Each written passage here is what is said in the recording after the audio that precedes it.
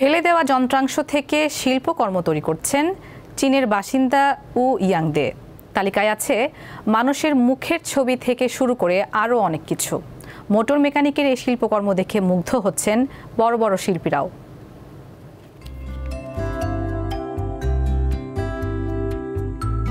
ডাস্টবিনে ফেলে দেওয়া যন্ত্রাংশ খুঁজে জীবিকা নির্বাহ করতেন চীনের আনহুই প্রদেশের উ ইয়াংদে। তবে বর্তমানে সেই যন্ত্রাংশ দিয়ে শিল্পকর্ম তৈরি করে প্রশংসা কুড়াচ্ছেন এই শিল্পী।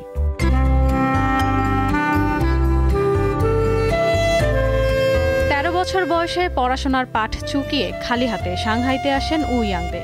খুচরা যন্ত্রাংশ সংগ্রহের কাজ শুরু করেন। 16 বছর বয়সে একটি মোটর কারখানায় কাজ পান এবং মোটরসাইকেল মেরামতে দক্ষতা অর্জন করে নিজ জেলা ফেংজিয়ানে দোকান খোলেন। কাজের ফাঁকেই খুচরা যন্ত্রাংশ এবং স্ক্র্যাপ সংগ্রহ করে রাখতেন উ ইয়াংদে।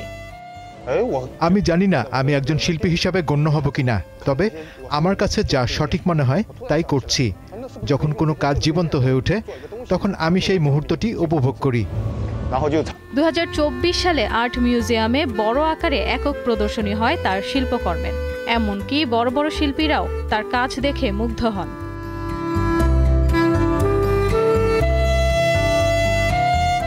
এখনও ফেংজিয়ানে দোকান চালান উ ইয়াংদে। এছাড়া ধ্বংসস্তূপ ও আবর্জনা স্তূপে যন্ত্রাংশ খুঁজে বেড়ান তিনি।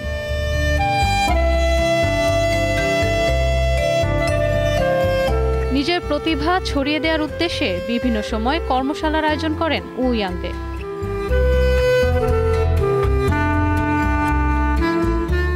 ইশরাত সুমা, দীপ্ত বার্তা কক্ষ।